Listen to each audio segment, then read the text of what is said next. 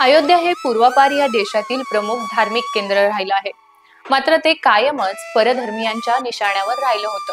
मात्र आता पुन्हा राम जन्मभूमी अयोध्या हे या देशाचं प्रमुख धार्मिक केंद्र बनलं आहे। राम जन्मभूमी आंदोलनानंतर गेल्या 40 वर्षांमध्ये शरयू मैयेतून प्रचंड पाणी वाहून गेले। त्यावेळचा उत्तर प्रदेश देखील आता बदलला आहे। तिथं अनेक स्थित्यंतर झाली आहेत आणि परिस्थिती वेगाने बदलली आहे। त्याचबरोबर देशाच्या राजकारणाने, समाज जीवनाने अनेक अनपेक्षित वळण घेतली आहेत। त्यात राम जन्मभूमी अयोध्येचं प्रचंड मोठं योगदान आहे। एका अर्थानं हा एक इतिहास आहे। येणारी अनेक वर्ष या इतिहासाची चर्चा होत राहणार आहे।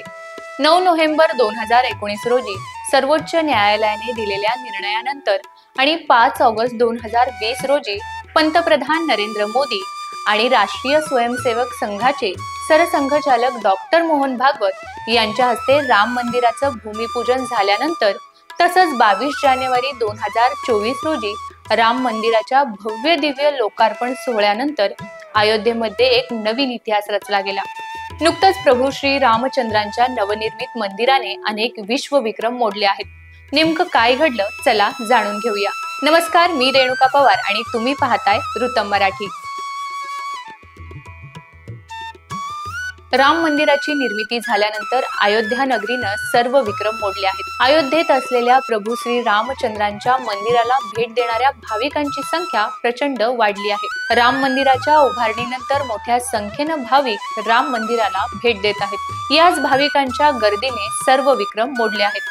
चक्क आग्र्यातील ताजमहलला मागे टाकून आता अयोध्येचं राम मंदिर उत्तर प्रदेशातील सर्वाधिक पसंतीचं आणि पर्यटकांच्या आवडीचं स्थळ बनलं आहे। खरं तर ताजमहाल हे जगातील 7 आश्चर्यांपैकी एक असल्यामुळे जगभरात ताजमहालची ख्याती प्रचंड मोठी आहे।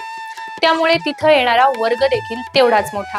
पण तरीही त्याला मागे टाकत अयोध्येने नवा विक्रम रचला आहे। 2024 मध्ये अयोध्येत येणाऱ्या पर्यटकांची संख्या ताजमहालला भेट देणाऱ्या पर्यटकांपेक्षा जास्त होती। याचं प्रमुख कारण राम मंदिर मानलं जातं। जानेवारी ते सप्टेंबर या काळात जवळपास 13.5 कोटी भारतीय आणि 3153 आंतरराष्ट्रीय पर्यटकांनी राम मंदिराला भेट देऊन एक नवा पर्यटन विक्रम प्रस्थापित केला आहे। त्याचबरोबर उत्तर प्रदेशचे पर्यटन मंत्री जयवीर सिंग यांनी म्हटलंय की गेल्या वर्षभरात तब्बल 48 कोटी लोकांनी उत्तर प्रदेशला भेट दिली आहे। यापैकी जवळपास 70% लोक हे धार्मिक पर्यटनाच्या उद्देशाने उत्तर प्रदेशात पोहोचले होते। तर या तुलनेत आग्र्याला 12.5 कोटी लोकांनी भेट दिली। त्यात 11.5 कोटी भारतीय आणि 9,24,000 आंतरराष्ट्रीय पर्यटकांचा समावेश होता। पहिल्याच वर्षाच्या मानाने अयोध्येची ही आकडेवारी खूपच चांगली समजली जात आहे। त्यामुळेच अयोध्या आज भारतातील धार्मिक पर्यटनाचं एक महत्त्वाचं पर्यटन स्थळ बनलं आहे। भारतात गेल्या काही काळापासून धार्मिक स्थळांना पर्यटक मोठ्या प्रमाणात भेट देत आहेत। इतर ठिकाणांपेक्षा आध्यात्मिक स्थळांना पर्यटक मोठ्या प्रमाणात भेटी देत आहेत। यामध्ये वाराणसी असो, केदारनाथ असो किंवा मग वृंदावन असो, पर्यटक आता धार्मिक स्थळांकडे आकर्षित होत आहेत। गेल्या काही वर्षांपासून भारतात आध्यात्मिक जागरण मोठ्या प्रमाणावर वाढलं आहे। केवळ भारतातच नव्हे तर जगभरात भारतीय अध्यात्माबाबत उत्सुकता वाढलेली दिसत आहे। शिवाय भारतातल्या साधू संतांनीही याबाबत मोठ्या प्रमाणावर जनजागृती केली आहे। या सगळ्याचा परिणाम म्हणून भारतामध्ये आध्यात्मिक किंवा धार्मिक पर्यटनात मोठ्या प्रमाणावर वाढ झालेली दिसत आहे। नुकतंच ओयो या निवासी हॉटेल कंपनीचे संस्थापक संचालक रितेश अग्रवाल यांनी देखील त्यांच्या एका मुलाखतीमध्ये याबाबत मोठा खुलासा केला होता। त्यांच्याकडे असलेल्या आकडेवारीनुसार देशभरात धार्मिक पर्यटनासाठी त्यांच्या ओयो कंपनीच्या हॉटेलचा सर्वाधिक वापर झाल्याचं त्यांनी सांगितले।